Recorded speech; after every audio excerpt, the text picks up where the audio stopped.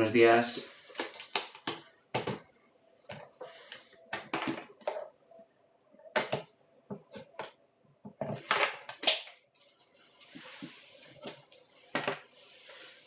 Hola, Sonia.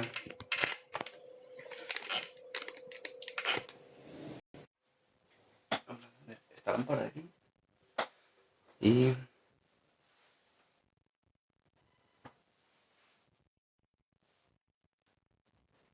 así. Y esto por aquí. Para que llego como siempre tarde de la radio.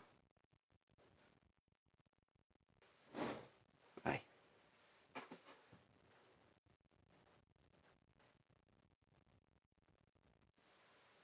Ahí vamos.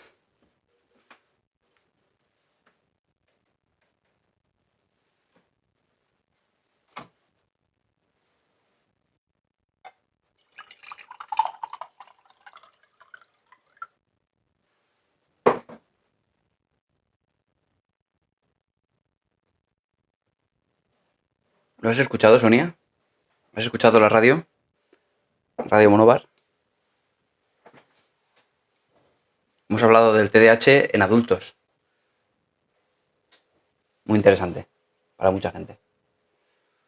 A ver, esto un poquito más para allá. Ahí. Entiendo que se escucha bien, ¿no? A ver, buenos días, sí.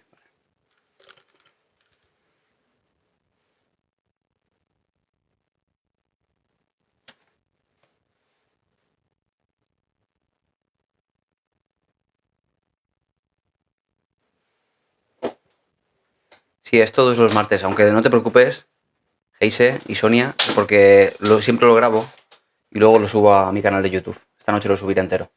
Subiré algún vídeo corto, pero siempre lo subo entero al programa.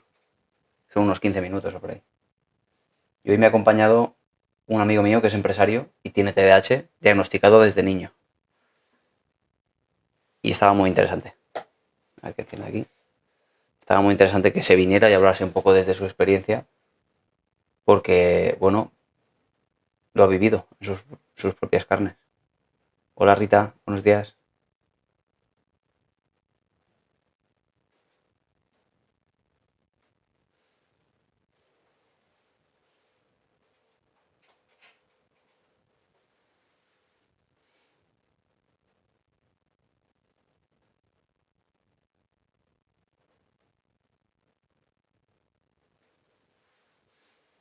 A ver.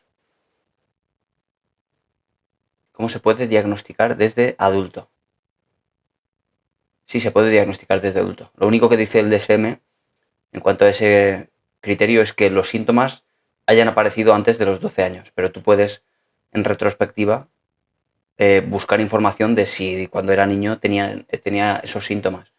La única diferencia en adultos es que hay criterios para la inatención y criterios para la hiperactividad e impulsividad, que para niños tienen que recoger 6 de, creo que son 12, y para adultos solo indica que sean 5 en vez de 6, de esos 12 que hay, para la inatención y para la hiperactividad. Es la única diferencia. Pero sí se puede diagnosticar en adultos de la misma manera, atendiendo a los criterios diagnósticos del DSM y atendiendo a pruebas objetivas, como por ejemplo ciertos parámetros del test WISE, del test de inteligencia WISE, y otras pruebas, ¿vale? Que también tienen parámetros, porque como siempre he dicho, no hay pruebas para el TDAH como tal. No hace uno un test y a razón de las conclusiones de ese test, uno tiene el diagnóstico, no funciona así. Es más complicado. Hola, buenos días.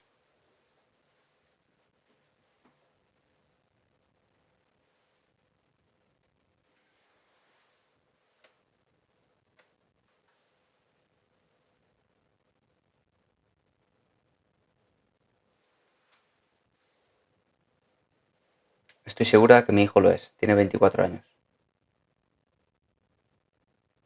Bueno, esto del diagnóstico, al final tiene sus cosas buenas y sus cosas malas. Cosas malas, pues que entras en una categoría y que a razón de esa categoría muchas veces te van a juzgar. Bueno, en el caso de los niños a veces tiene asociado, a veces digo porque no siempre, tiene asociado cierto acceso a recursos, a veces, no en todas las comunidades, depende de muchos factores, de si hay, por ejemplo, problemas del aprendizaje también. En fin, cosas buenas, cosas malas. Uno tiene que preguntarse para qué quiere un diagnóstico, si lo necesita realmente.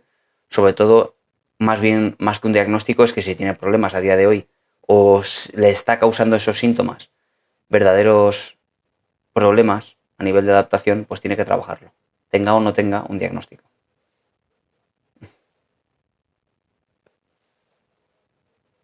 Espera un segundo que conecte aquí el chat, porque si no tengo que estar aquí mirando. A ver.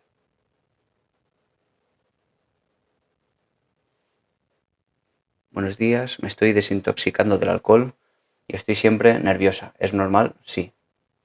Es normal porque es el síndrome de abstinencia, dado que el alcohol es un inhibidor del sistema nervioso central, no un inhibidor, sino que, bueno, de algún modo lo apaga, calma al cerebro, lo hace estar menos activo. Bueno, dado que eso produce el alcohol, es el efecto primario, el efecto de la abstinencia es justo lo contrario, nerviosismo, sobreestimulación. Con lo cual es muy normal y pasará después de la abstinencia.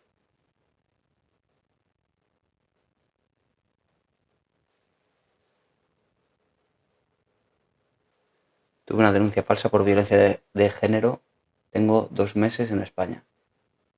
No puedo dormir. ¿Cuál es la pregunta? Bladan.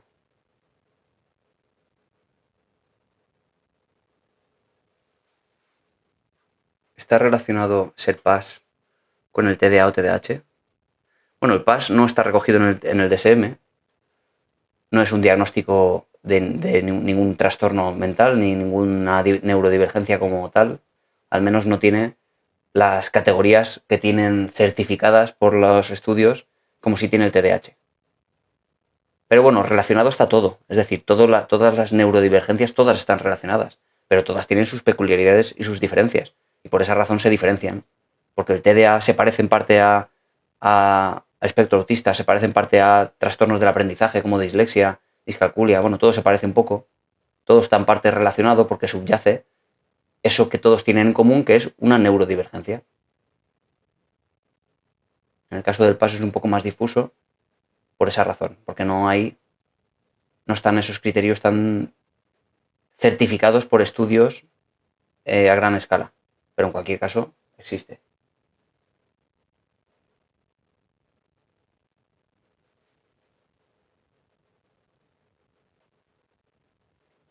Gracias por contestar. Aparte tengo depresión mayor y ansiedad diagnosticada.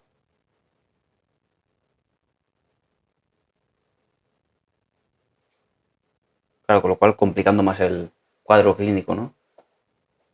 Que es lo que suele pasar con los problemas psicológicos, que vienen a complicarlo todo. Si uno tiene depresión y además tiene adicción al alcohol, buenos días, Leonesa, se complica todo muchísimo. Y los tratamientos operan de forma independiente. Hay que trabajar la depresión por un lado, hay que trabajar el alcoholismo por otro, solo que en un contexto de estrategia común. Pero cada uno va por separado.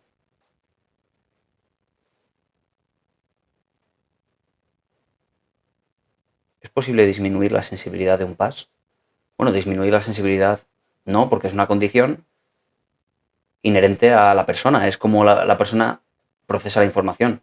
Lo que sí puedes es conseguir adaptación. Eso sí. Adaptarse mejor a un entorno que puede estar causándole un problema, un malestar significativo. Pero claro, él va a seguir procesando la información de esa manera. Solo que quizá lo gestione mejor a nivel emocional. Que eso no le genere una rabia intensa, una ansiedad intensa y por tanto empiece a evitar situaciones. Más bien eso.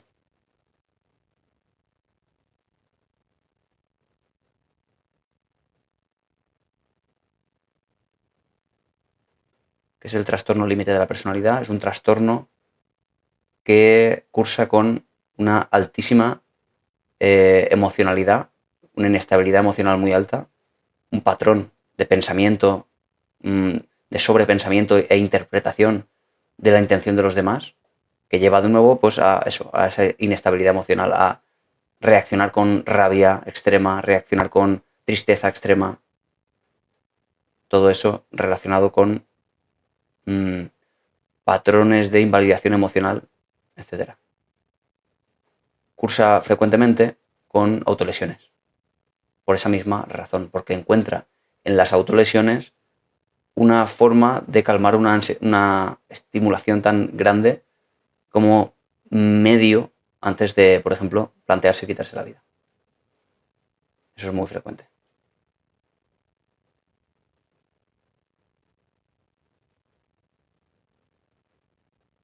Hay veces que me dan ganas de llorar sin ningún motivo y no me salen las lágrimas. ¿Es normal? Llorar sin ningún motivo, no, a ver, no es que sea sin ningún motivo, más bien es que no has identificado cuál es el motivo. Es decir, a veces puede que te pongas a llorar porque está lloviendo, está nublado, no hay sol, tú quizá no identifiques el motivo, pero evidentemente el motivo está. Hay creencias detrás, hay esquemas mentales detrás, hay expectativas de lo que la vida debería ser, quizá una percepción del mundo oscura, negativa, que pueda estar detrás y que en un momento de bajón, de baja serotonina, de baja luz, como digo, de un conjunto de factores, dado que ya tienes esos esquemas detrás de una percepción del mundo quizá eso, oscura, del futuro como incierto, como hostil, generaría sintomatología de este estilo. Pero evidentemente hay un motivo, solo que no lo conoces y tienes que aprender a encontrarlo. Sí, hago sesiones online. Aquí está mi página web, zorelpsicología.com. ¿Tener mucho estrés te baja las defensas? ¿Tener mucho estrés? No. A pesar de lo que he escuchado por ahí, de algunos psiquiatras, no es cierto.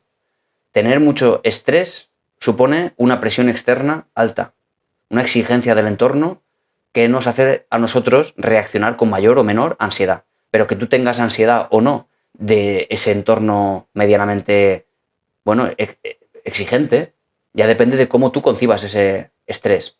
Si tú lo concibes como que te da vida, que te da ganas de vivir incluso, es decir, esas personas que en un contexto laboral se sienten, bueno, muy activas y valoradas y que tienen el control de ese estrés, con lo cual no generaría un deterioro en el sistema inmunitario a causa de glucocorticoides como el cortisol.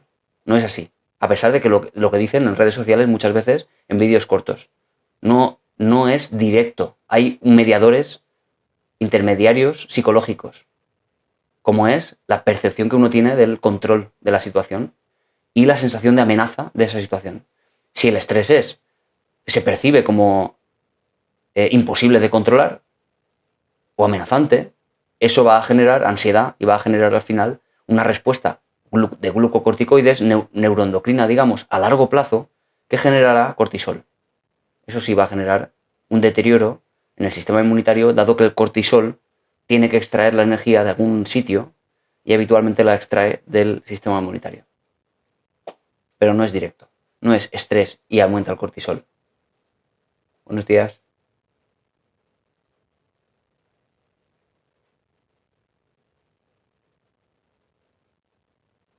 Gracias, estoy buscando psico que me consiga ayudar. Bueno, pues si consideras que puedo ayudarte, me mandas un privado o por aquí ahora te escriben el teléfono, que seguro que te lo escribe alguien. O bueno, o por la página web puedes solicitar la consulta. ¿Vale? Buenos días, Maite.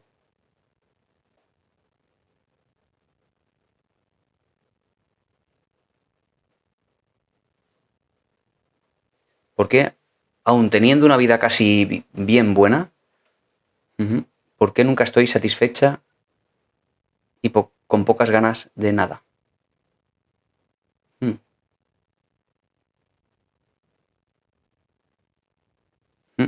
Algo que es relativamente frecuente. Cada vez que me preguntan algo de este estilo, siempre me viene a la mente la novela de Gustave Flaubert. ¿Os acordáis de esa novela que se llama... ¿cómo se llama? Tengo por ahí. Madame Bovary, eso. Madame Bovary. No sé si la habéis leído, pero es esa novela en la que una mujer va desarrollando altísimas expectativas de lo que será su vida futura en cuanto a el amor y la pareja. Idealiza lo que va a ser el amor. Cuando llega el amor no es lo que ella esperaba. Idealiza de nuevo el amor romántico con un amante y cuando lo consigue tampoco se ajusta a sus expectativas y va dándose de bruces con una realidad que de nuevo no se ajusta a sus expectativas. El problema, por tanto, es su marido, es su amante que no se ajusta a sus expectativas. Evidentemente, no. El problema son sus expectativas, que uno debe aprender a gestionar. Expectativas rígidas nos van a suponer siempre, bueno, la confrontación con la realidad. Creo que deberías volver a leer la novela. La leí no hace mucho, ¿eh? Ah, no, no va de eso, dime de qué va. Quizá yo haya leído a mi manera la novela y tú la tuya. Pero evidentemente que va de eso. Tendríamos que hablar con Gustave Flaubert quizá para ver cuál es la intención del autor. Pero bueno, coméntame cuál es tu percepción de la novela. Hola Mar, buenos días.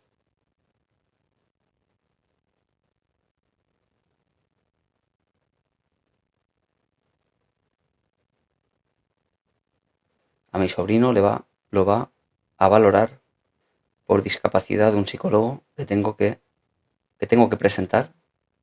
Pues tendrás que preguntarle a este psicólogo. Depende de lo que él te pida. Te pedirá datos, pero no lo sé. No suelo yo valorar por discapacidad. No tengo yo los test necesarios para eso.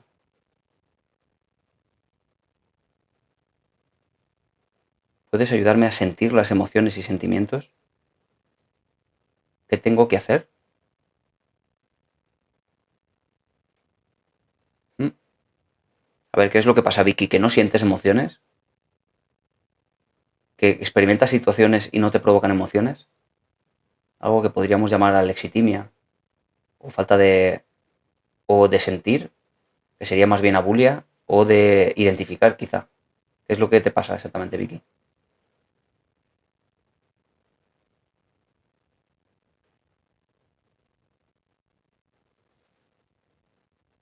Tengo 40 años, como y creo que tengo la prepausia y tengo muchos altibajos.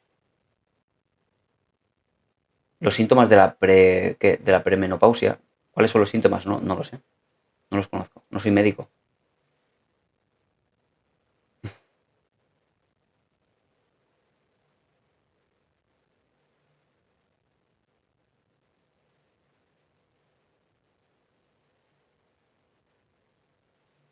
Yo la verdad que solo quiero irme de este mundo. Siempre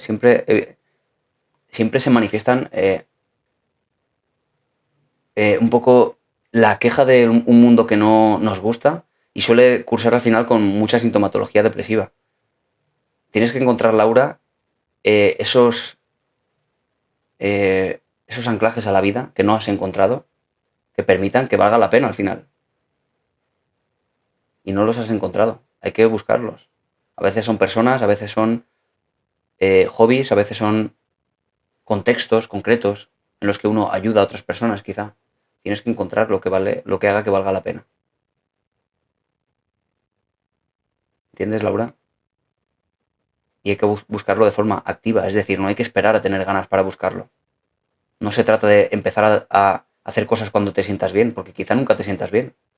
Se trata de empezar a hacer cosas y luego experimentarás experiencias, experimentarás cosas, experimentarás cambios a nivel neuroendocrino, cambiará el contexto. Prueba a hacer cosas nuevas y verás cómo te sientes mejor.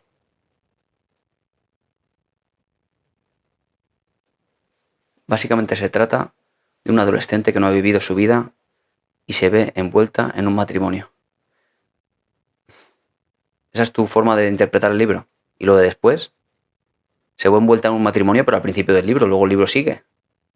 ¿Y qué le pasa? Que se siente decepcionada con su matrimonio.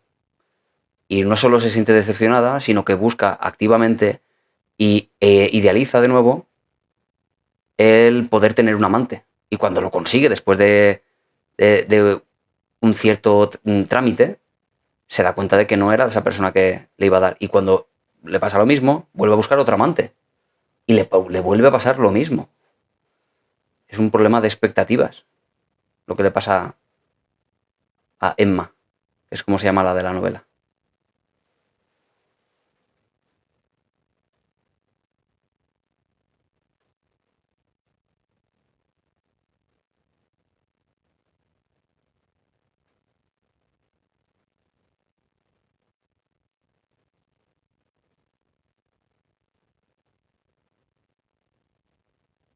Pero entonces, ¿qué es P9? ¿Qué es para ti la novela? Porque tú lo has reducido todavía más.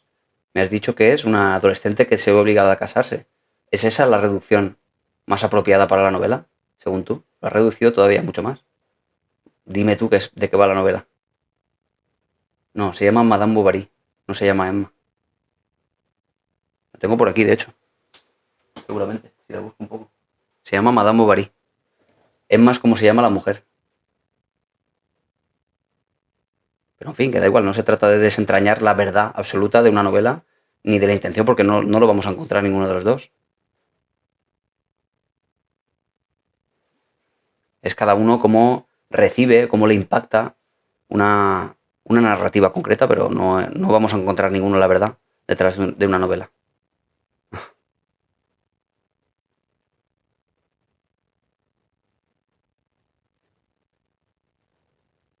Gracias, Luz. A ver, ¿cómo puedo ayudar a mi hija que tiene ansiedad por el accidente que ha tenido? A ver, creo que me preguntaba si se puede.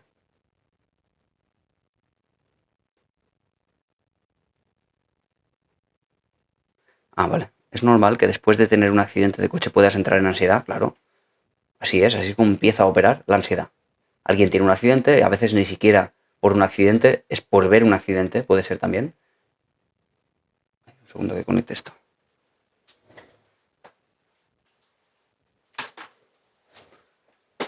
Buenos días.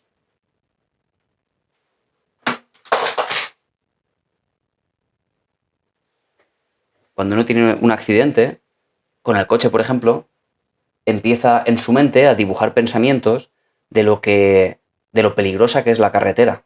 Empieza a tener pensamientos catastróficos.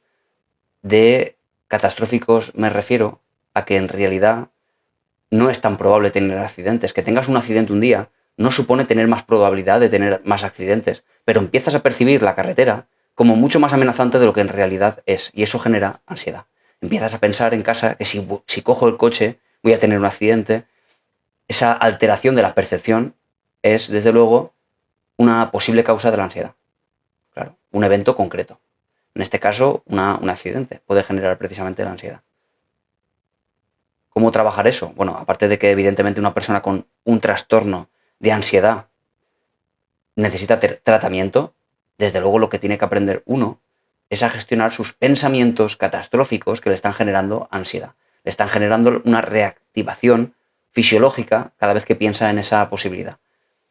Eso le llamamos reestructuración cognitiva, que es una de las técnicas que se utilizan para calmar la activación fisiológica a razón de un pensamiento concreto.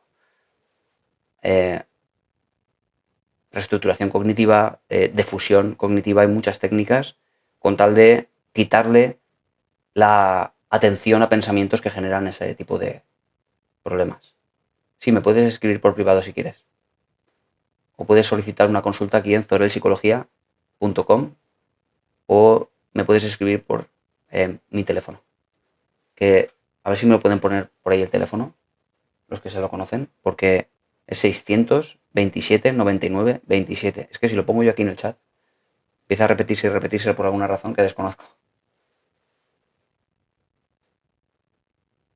¿Cuáles serían los enfoques terapéuticos en una cleptomanía? Los mismos, Nathan, que para otros trastornos, porque todos los trastornos tienen detrás problemas conductuales. Es decir, se han ido reforzando las conductas a razón de los antecedentes y los consecuentes de ella misma. Así que una cleptomanía se trabajaría a través del análisis funcional para entender qué son aquellas cosas, ese es mi teléfono, que han estado reforzando esa conducta, por tanto, para empezar a cambiarlo. Y cuáles son los antecedentes, los desencadenantes de la conducta de tener que llevarse algo a pesar de, por ejemplo, no necesitarlos. Así que, de nuevo, la terapia cognitivo-conductual es la más efectiva para los trastornos psicológicos. En general, para todos. Pero luego hay específicamente para algunos trastornos que se han investigado terapias concretas, pero que todas parten de la terapia cognitivo-conductual, ¿vale? Porque son los principios que operan detrás de las conductas humanas. Eso es lo que estudia la terapia cognitivo-conductual.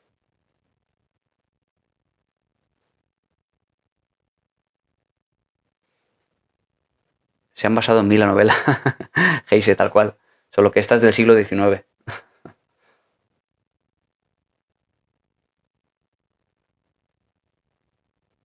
Sí, puede ser. Yo sufrí un accidente y cuando miraba en el coche veía por el retrovisor cómo se acercaban los coches y me daba ansiedad, efectivamente.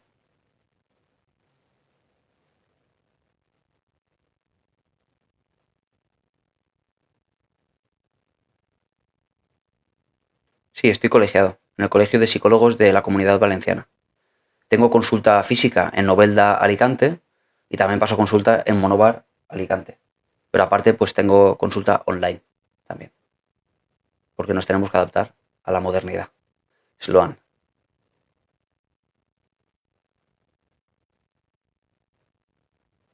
Tengo TDA, 44 años, lo sé desde hace un año. Necesito tratamiento, psiquiatría, de seguridad social no me atiende.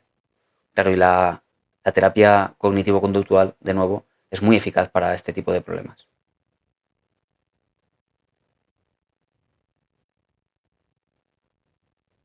Para contactar, te han pasado por aquí mi teléfono. Es este que está un poquito más arriba. 627 99 27. Me puedes escribir por ahí o por privado aquí en TikTok o en la página web zorelpsicología.com que está por aquí arriba en la pantalla.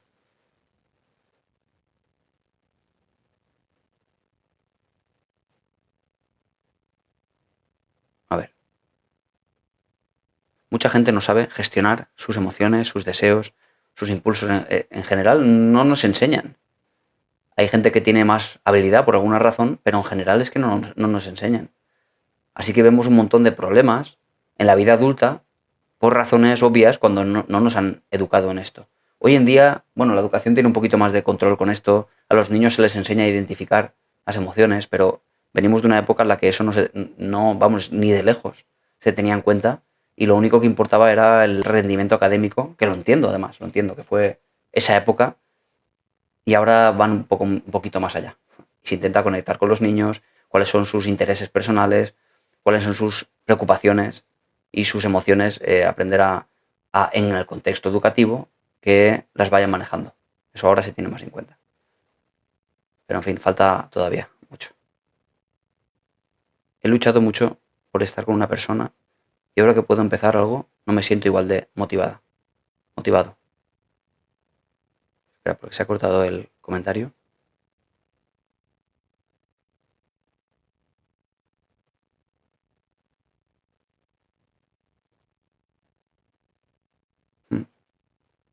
Es un poco lo que decíamos antes de Madame Bovary, un poco de las expectativas e idealización elevada. Siempre son un problema, ¿eh? Siempre es un problema la expectativa elevada y rígida. Cuando alguien cursa por la vida sin expectativas, todo es un regalo. Cuando tiene expectativas, se va encontrando con, bueno, la confrontación con la realidad. La vida luego es otra a la que uno se ha imaginado. Y cuando uno idealiza una pareja, una potencial pareja, lucha muchísimo por estar con ella y luego lo consigue. Esta persona, claro, va a enfrentarse a la rutina, a la realidad del día a día, con lo cual empieza a deteriorarse esa idealización. Eso es lo normal. Pero si no consigue a la persona, y pasa el tiempo sin conseguir a la persona, pasa el efecto contrario. Se idealiza porque no se enfrenta esa idea a la realidad. Y tenemos que tener esto en cuenta porque este tipo de procesos psicológicos operan uno sin ser demasiado consciente.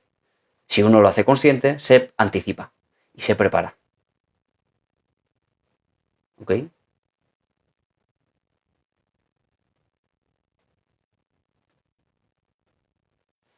Hola, buen día. Mi mujer me confesó que está interesada en otra persona, pero no puedo soltarla.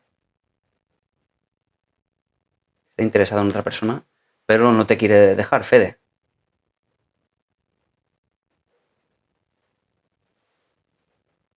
Habría mucho que decir de este comentario. Habría muchas cosas que matizar.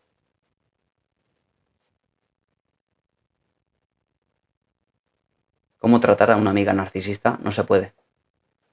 Lo siento, Jennifer. No se puede ayudar a nadie si no quiere ser ayudado. Para empezar, porque un narcisista no es nada frecuente que crea que tiene un problema. Lo ves tú desde fuera. Inclusive te diría, Jennifer, que muy probablemente digas que es narcisista tu amiga sin que lo sea. Eso es altísimamente probable. Porque hayas leído en internet criterios aislados sobre lo que es el narcisismo. El trastorno narcisista de la personalidad, que es como se llama, es un trastorno muy grave que hubiera hecho probablemente que no fuera tu amiga. Con lo cual es bastante probable que no lo sea. Me refiero a que son síntomas bastante complicados.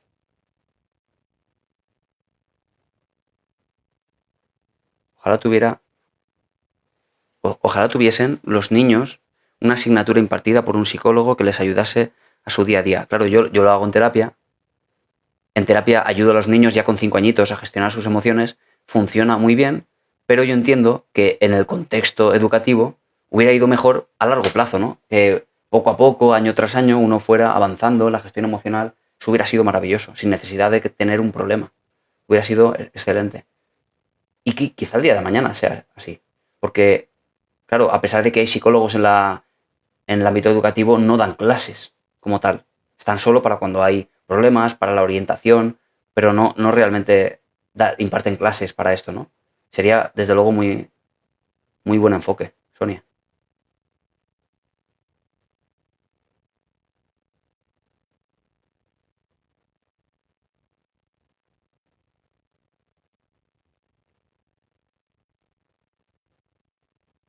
A ver, ¿la puedes explicar qué es una persona con un estado mental de alto riesgo?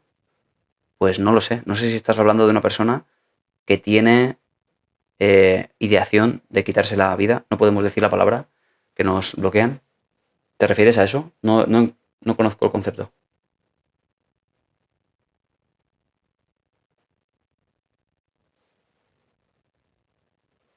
Me estoy quitando ya del todo los ansiolíticos y estoy más feliz. Y un cambiazo total. Qué bien. Lujilla, me alegro mucho. Además, los ansiolíticos deben ser en un espacio determinado de tiempo, pero nada más. No pueden ser a largo plazo. Porque generan, sobre todo los de rápida absorción, de rápido efecto, bueno, supone al final un problema de adicción. Así que tiene que ser limitado en el tiempo. Y me alegro mucho de que te lo hayas quitado, de que haya funcionado en la medida de lo posible durante un tiempo y luego ya uno debe de ir quitándolo. Buenos días, Lola. ¿Es normal notar amargor en la boca por la ansiedad? Pues no está entre los criterios de la ansiedad, pero efectivamente puede ocurrir así, porque cada uno puede experimentar luego síntomas muy personales. Pero no es un criterio que esté contemplado para todos por igual. Si me hablas de posibilidad, sí, puede ser una reacción. Mi sobrina se pone muy nerviosa en los exámenes y se bloquea, tiene ansiedad. Se anticipa la posibilidad de suspender y se pone en blanco. Le genera una activación fisiológica muy grande y eso le impide concentrarse. Porque la concentración y la alta activación fisiológica, es decir, el corazón palpitando rápido, la parestesia, los hormigueos por los dedos, etcétera, y la respiración agitada, impide que uno preste atención. Porque está generando algo como es la adrenalina, pero no noradrenalina, que es la que permite concentrar la atención en un punto. Efectivamente, eso es ansiedad. Hay casos donde un paciente no responde del todo a las terapias y tiene que ser remitidos a psiquiatría o neurología. No, pero no se remiten a psiquiatría porque no funciona la psicología, sino que van a la par, Nathan. Trabajan a la par. Los psiquiatras, psicólogos, y muy interesante lo que planteas, neurología.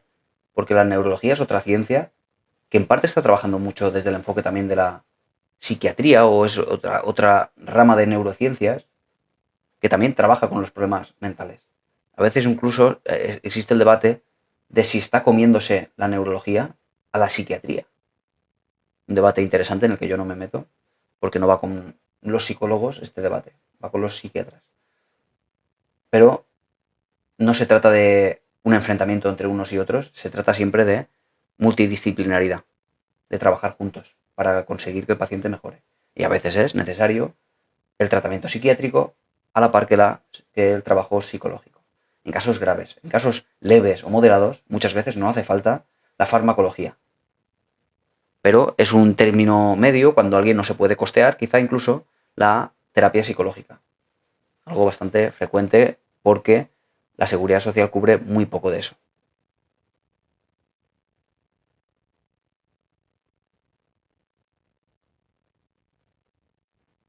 Es difícil lidiar con personas que no saben gestionar sus emociones día a día. Así es, Afrodita, cuesta mucho más.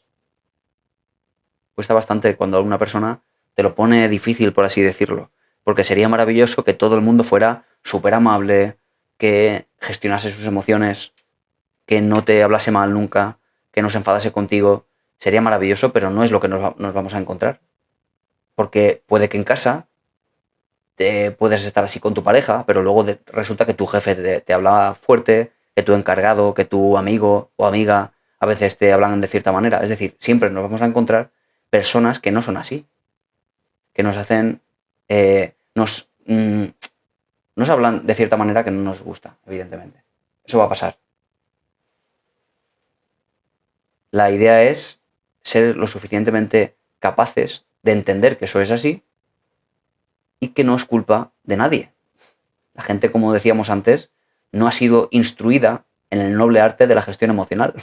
Con lo cual, si desde niños no han sido educados a este respecto, ¿cómo les vamos nosotros a juzgar ahora? Si no han tenido esa suerte.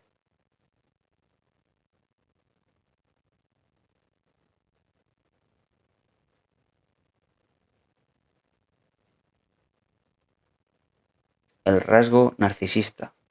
Pienso que es cuando no quieren aceptar el no por respuesta. Y es capaz de manipular cualquier situación hasta que él decida cuándo es el momento. En mi humilde opinión. Ya, pero claro, ¿sabes qué pasa, Afrodita? Que las opiniones aquí no valen. La única persona que puede diagnosticar de narcisismo es un psicólogo o un psiquiatra a través de elementos como el DSM, que es el Manual de Criterios Diagnósticos. Y entre este DSM, que están los criterios, además de esto, con información del contexto donde la persona se mueve, bueno, y sobre todo de diferentes contextos. Porque si no, no está cumpliendo con el diagnóstico. Necesita que esta persona cumpla con todos estos criterios en muchos contextos. En el trabajo, con la pareja, con la familia, con los amigos, en diferentes contextos y no solo, por ejemplo, contigo o con una persona determinada. Entre los criterios no está el que no acepten un no, por ejemplo. Los criterios para el narcisismo, en el criterio A, ¿vale? Porque tienen que cumplir con el A, con el B, con el C, con el D y con el F para poder ser diagnosticados de narcisismo. Todos ellos. Si hay uno que no cumple, no tienen narcisismo. Bueno, el criterio A tiene, creo que son 9 subcriterios, de los cuales tiene que cumplir al menos con 5. Grandiosidad excesiva o elevada, fantasías de éxito desmedidos, la sensación de ser único, la arrogancia, la explotación de los demás, la envidia. A ver si me acuerdo de alguno más. Son 9, pero sobre todo, y lo más importante y relevante para esto, es que se cumplan en todos los contextos, o en la mayoría de ellos. Ese es el criterio B. Es un patrón de pensamiento y de conducta rígido, que no permite adaptarse a diferentes contextos. Uno puede, como nos dicen por aquí, tener rasgos narcisistas, pero entonces no es narcisista, porque todos tenemos rasgos de diferentes trastornos. Pero porque uno tenga un rasgo no es delirante, ni es tampoco esquizoide, son solo rasgos. Tendrías que cumplir al menos con 5 del A. Y no solo con 5 de estos que he expuesto del A, sino que tendrías que cumplir, por ejemplo, con el criterio B y con el criterio C, por ejemplo, que impone impone, porque si no, no puede tener narcisismo, que esta sintomatología genere en la persona, no en los demás, en la persona, un malestar clínicamente significativo o un deterioro social o laboral. En la persona, no en los demás. Si los demás se ven afectados por cómo es, los problemas, desde luego, no son solo de la persona, quizás sean también de esa interpretación que tienen los demás de cómo es esta persona, que no le gusta. Eso es otra cosa. Pero en la persona debe haber un malestar por su forma de ser. Con lo cual no estarías cumpliendo con el criterio C si la persona vive maravillosamente en su mundo mental. Y después tendrías que cumplir con el criterio D, L, L, C. Por esa razón, la gente se equivoca y mucho cuando dice es que mi pareja es narcisista, es que mi expareja, es que mi madre, es que mi hijo. Muchas veces dicen eso porque han leído en internet algún criterio aislado o tiene un rasgo, pero eso no es narcisista. Narcisista es un trastorno de la personalidad muy grave, que de luego destruye la vida de la persona o incluso la vida de las demás personas porque no permite de verdad vivir en sociedad.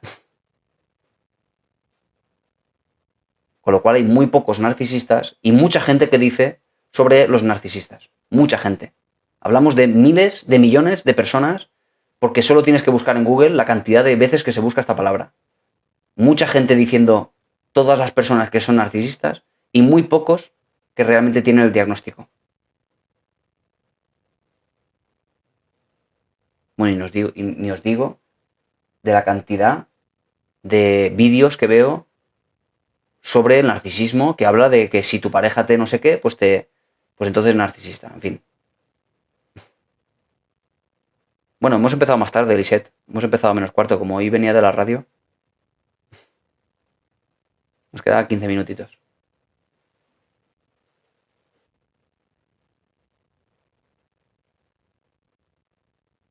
A ver. ¿El TEPT se cura? Sí. Sí. Sujeto con el nombre TikTok. El TEPT tiene tratamiento cognitivo-conductual muy efectivo. Funciona muy bien, sobre todo con el elemento de la exposición. Pero no es el único elemento. Necesitamos elementos cognitivos también. Mi hijo tiene TOC no valorado. Aún estamos en proceso. Claudia, me hablabas ayer de esto, ¿no? Ayer subí un vídeo sobre lo que comenté respecto de tu comentario. Que se deje ver. Estamos en proceso que se deje ver por un especialista. Es normal. ¿Querías preguntar algo más? Es normal que se altera por todo. Se irrita por todo. No recuerdo, no sé si me lo llegaste a decir, la edad que tiene, pero evidentemente que se irrite por todo, evidentemente es normal, claro. Sobre todo porque él no es el que está buscando ayuda, ¿no? Son los padres en este caso los que le dicen tú tienes que acudir, tú tienes que trabajar esto porque estás mal. Es muy frecuente que se pongan irritables porque no buscan ayuda directamente.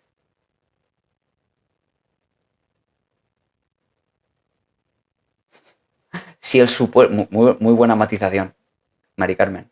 Si el supuesto narcisista... Te veo muy prudente al decirlo.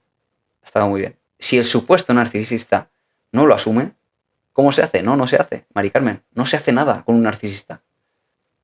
Si asumiendo que una persona que tenemos delante es narcisista de verdad, diagnosticado además, no se pretende jamás cambiarlo. Una persona con narcisismo, en todo caso, lo que uno debe hacer y puede hacer, y desde luego que lo puede hacer, es trabajar mediante los límites. Aprender con asertividad a generar límites suficientes como para que esta persona no te destruya. Y eso en el caso, es que eso ya lo ha comentado Mari Carmen, eso en el caso de que realmente no se pueda escapar. Si es una pareja, a ver, y de verdad esta persona tiene narcisismo, desde luego vale la pena, bueno, que directamente, quizá el contacto cero, es posible, ¿no? Pero hay veces que no se puede escapar porque es un familiar cercano y hay que convivir con la persona, o un hijo incluso. Así que se puede convivir con una persona narcisista poniendo límites, no dejándose manipular. Eso se puede hacer, porque la manipulación no es unilateral. No podemos decir, es que me está manipulando. Digo, bueno, ya, pero la manipulación existe también el elemento de cómo tú te estás viendo influenciado por la manipulación del otro.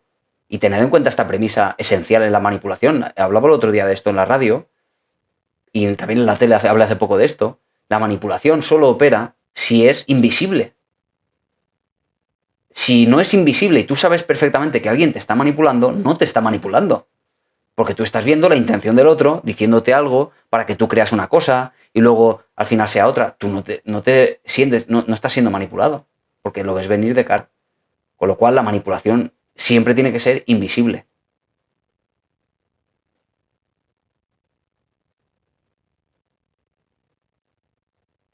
¿Cuántos de acá tienen TDAH o ansiedad? Ansiedad, mucho seguro. Porque ansiedad es muy prevalente en la sociedad. TDAH, menos.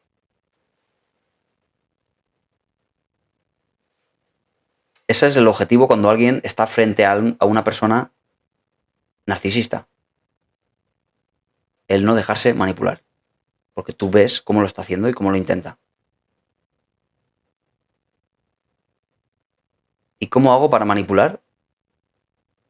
¿Estás pidiendo herramientas para manipular? Existen, de hecho el otro día estuve hablando de ello, en la radio, por ejemplo. Herramientas bueno, pues por ejemplo, Noam Chomsky hablaba de ello, de cómo manipular a nivel social, cómo los políticos también utilizan herramientas para manipular, no solo los políticos, sino, bueno, sistemas sanitarios para conseguir mejorar la salud de las personas, dejando de fumar, por ejemplo.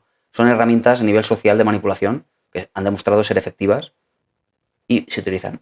Y, por ejemplo, a nivel individual, que es lo que utilizan, por ejemplo, los comerciales, la influencia, o se le llama influencia por no utilizar esta palabra, que es la influencia de Cialdini, de cómo operar a nivel individual para influenciar lo suficiente en otra persona y que se deje llevar por tu intención, que decida, por ejemplo, comprar en este caso, ¿no? Comprar un producto. Funciona muy bien todo esto. El cómo se utiliza ya es otro tema, ¿eh? Si se utiliza para hacer el mal o para hacer el bien, por así decirlo, es otra cosa. No tiene nada que ver con la técnica en sí, ¿vale? Pero sí hay herramientas estructurales y herramientas tácticas para utilizarlas en el día a día. De influencia. Vamos a llamarla influencia, mejor.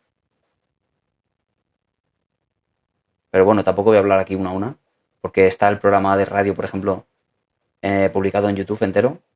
Hablé un poco de eso.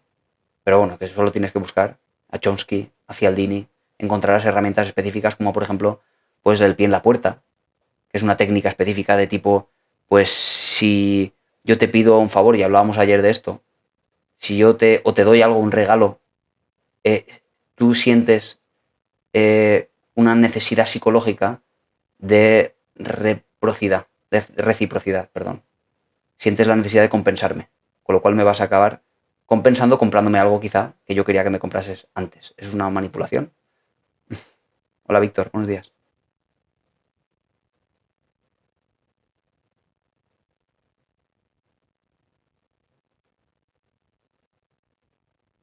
Te anulan como persona, te estás refiriendo a algún tipo de manipulador.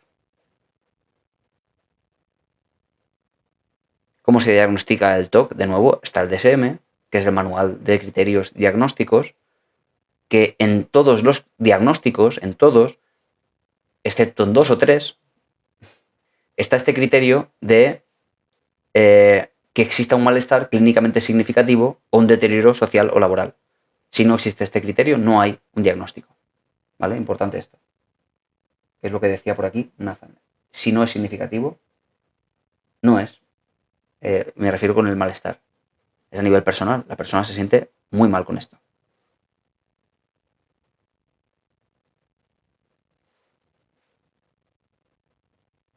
El jueves voy al tribunal médico. Me hablaste el otro día, Lola, de esto, creo, ¿no?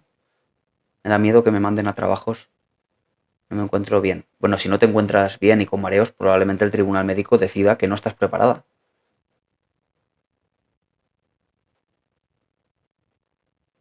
¿Qué consideras que es la conciencia? Pregunta casi filosófica. ¿La mente se divide en partes?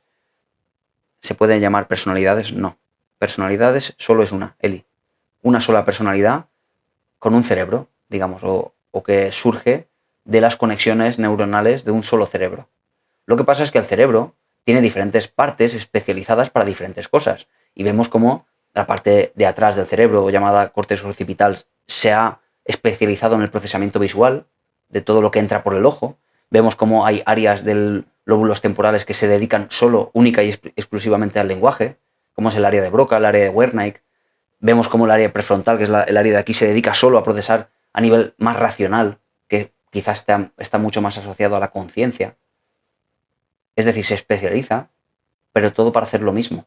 Solo es una persona, un solo cerebro, una personalidad, no hay varias. La conciencia, podemos decir, que es el metapensamiento. Es la forma de pensar sobre nosotros mismos, sobre nuestros propios pensamientos. Darse cuenta de uno mismo. Eso sería conciencia. Y es algo muy asociado a los seres humanos, a los simios también, como los chimpancés, tan parecidos a los humanos en muchos aspectos a nivel cerebral.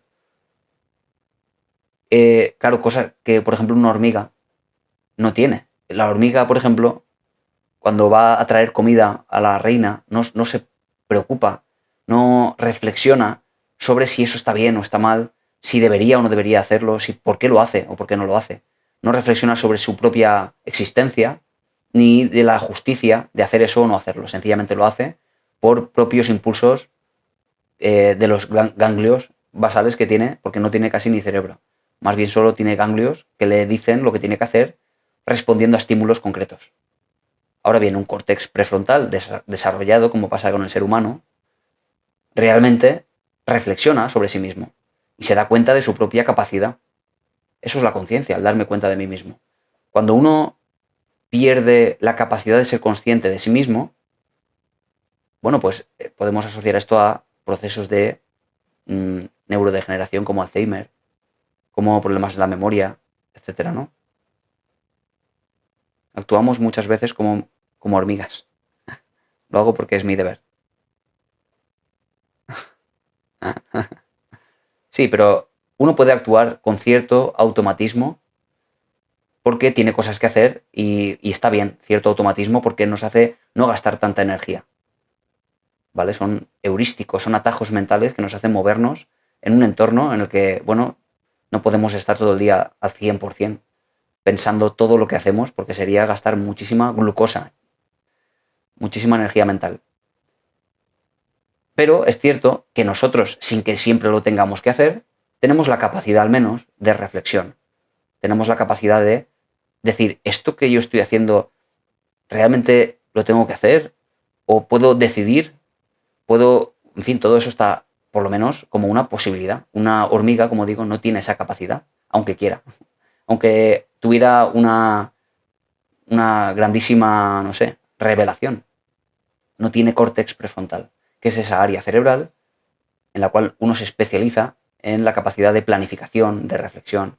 Eso solo lo tenemos los simios más altos o los humanos, ¿vale? También algunos mamíferos como los delfines, los perros en cierta medida tienen la capacidad cognitiva de un niño de 3 años aproximadamente. Con lo cual, lo que es la planificación, la reflexión, no puede, no tiene esa capacidad. Responden más bien a estímulos. Muchos adultos también responden a estímulos casi todo el día, pero como digo, al menos tiene la capacidad. Es la potencialidad, como decía Aristóteles. Qué bien hablas, por Dios, muchas gracias, Mari Carmen. No sé si es la primera vez que estás por aquí, pero gracias. Bingo, nos quieren convertir en hormigas si no tomamos conciencia. Claro, esto se puede interpretar, Esperanza, a modo político o se puede enfocar a modo individual y decir yo tomo conciencia de que mi automatismo me lleva a hacer ciertas cosas que en realidad no quiero hacer y tomar decisiones a razón de ello, por ejemplo. Se puede tomar esto como uno quiera, pero esto es ciencia.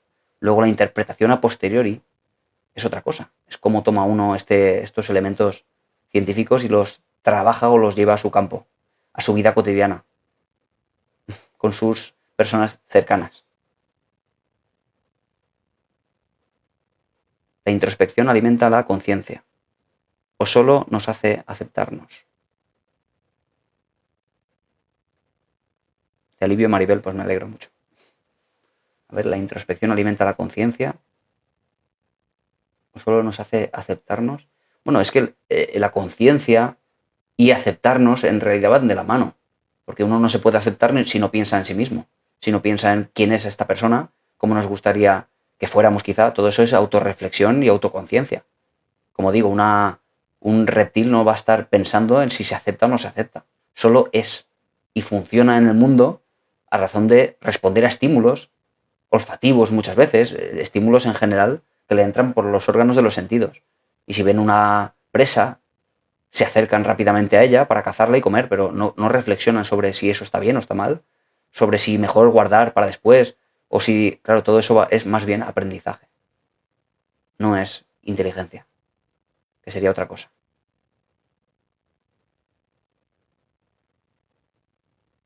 ¿Qué tal funciona el MDR? Pues funciona para algunos trastornos, como el TEPT, el trastorno por estrés postraumático, pero funciona por debajo de la eficacia de la terapia cognitivo-conductual. Esto hay que matizarlo porque mucha gente me pregunta por esto. Funciona, pero por debajo de lo que funciona la terapia cognitivo-conductual. Porque los dos, en realidad, digamos que tienen en común una cosa importante, que es la exposición. Es que la exposición en sí misma es eficaz ya para el trastorno por estrés postraumático. Haya luego el movimiento ocular rápido, que es lo que combina el MDR, o no lo incluyas. En realidad ya es efectivo en sí mismo. ¿No te ha llegado la notificación? Carlos, confírmame, ¿eres tú el que me preguntabas ayer por el boxeo? ¿O estoy confundido con otra persona?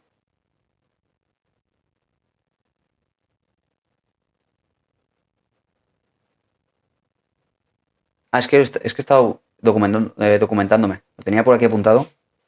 A ver, es que yo eh, conocía la afección neurodegenerativa que tiene, por ejemplo, los trastornos de tipo, eso, pues, Alzheimer, Parkinson. Sabía que tiene procesos muy básicos a nivel de ADN a la hora de generar proteínas, ¿vale? Hay un error, digamos, sistemático que se produce en este tipo de trastornos neurodegenerativos, que es un poco complejo de explicar rápido, pero sabéis que las neuronas son células también, y dentro tienen todos los mismos componentes que tiene cualquier célula. Tiene los microtúbulos, es casi como un organismo vivo, una misma célula, y dentro tiene pues respiraderos para respirar y tiene cosas, ¿no? Bueno, pues los microtúbulos de una misma neurona puede acabar saliendo algo mal en la forma de emitir ciertas proteínas. A ver, es un poco complejo de explicar. Hay una proteína que es la proteína tau, que se acumula de forma errónea en los procesos del Alzheimer. Se acumula, ¿vale? También la beta amiloide produce lo mismo. Produce como placas en los espacios entre neuronas. Porque genera y genera y genera casi sin límite, porque ha sucedido algún tipo de error por algún problema. El por qué ahora iremos a ello. Bueno, cuando se acumula esta proteína tau, la beta amiloide, en placas, en los espacios entre neuronas, va creciendo esta placa y va generando lo que llamamos ovillos neurofibrilares. Esa es la causa, al menos la causa cerebral, del Alzheimer. La acumulación de ovillos neurofibrilares, que son casi como nudos en el lóbulo temporal. ¿Por qué te digo esto, Carlos? Porque yo todo esto ya lo conocía, pero no sabía que estaba asociado a el daño, el microdaño, por así decirlo, que genera, por ejemplo, los golpes en la cabeza por el boxeo. Los golpes en la cabeza, claro, van generando esa aceleración y desaceleración rápida por el golpe, que no necesariamente tiene que caer en un KO, como decíamos el otro día, pero se está generando, cada vez que pasa eso, bueno, pequeños traumas, pequeños me refiero al daño cerebral muy pequeño, cada vez que ocurre, se va acumulando. Esto puede estar provocando a nivel cerebral que pase esto que hablábamos de la beta amiloide y la proteína tau, que se vaya acumulando estas placas, estos ovillos, como decía, neurofibrilares. Son términos que da igual, no importa que os quedéis con ellos, pero es cierto que el boxeo tiene asociado esos procesos a largo plazo, esa acumulación de microtraumatismos va generando síntomas asociados a Parkinson, Alzheimer, es decir, trastornos neurodegenerativos. Y claro, buscando, no es que lo haya buscado, es que yo recuerdo sobre este boxeador Mohamed Ali, que creo que tiene Parkinson o tuvo, no sé si murió, pero tuvo Parkinson y claro, desde luego no es la causa, porque el Parkinson también tiene sus componentes genéticos, pero evidentemente está generando un daño constante y que puede acabar generando pues ese proceso o desencadenando este proceso, ¿vale? Murió por eso, ¿no, mamen? Vale. Puede acabar desencadenando este proceso, ¿vale? Que va cada vez a más y que se puede observar a posteriori, ya post-mortem. Se puede ver en el cerebro esa acumulación de placas, ¿vale? En el cerebro. Con lo cual, ese es el daño que se genera por el boxeo o por la acumulación de golpes diarias. No sé si te he ayudado, Carlos, pero es un tema interesante en sí mismo. Recuerdo que algo de eso sabía de respecto del fútbol americano, pero no lo había relacionado con el boxeo, aunque evidentemente el golpe es más constante, ¿no? Como ejercicio ayuda a liberar el estrés, claro. Beneficios por un lado, perjuicios por otro. Bueno, chicos y chicas, voy a despedirme. Ya son -10. Me he pasado un poquito.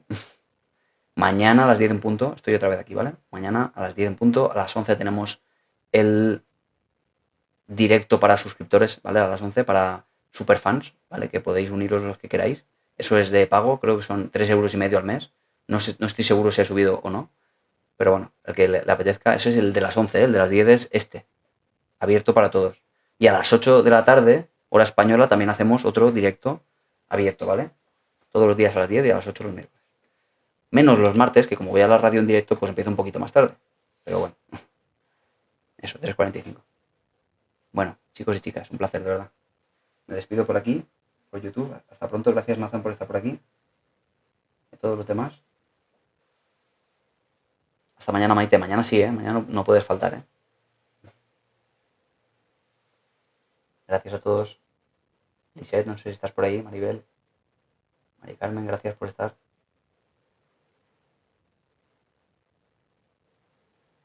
Mamen. En fin, a todos.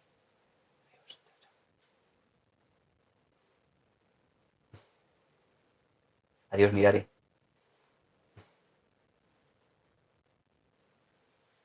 Un placer haber entrado, gracias. Se agradecen los apoyos y los comentarios de ánimo. No me enteré de los cominos. Bueno, de los cominos, ¿vale? De los cambios. El corrector.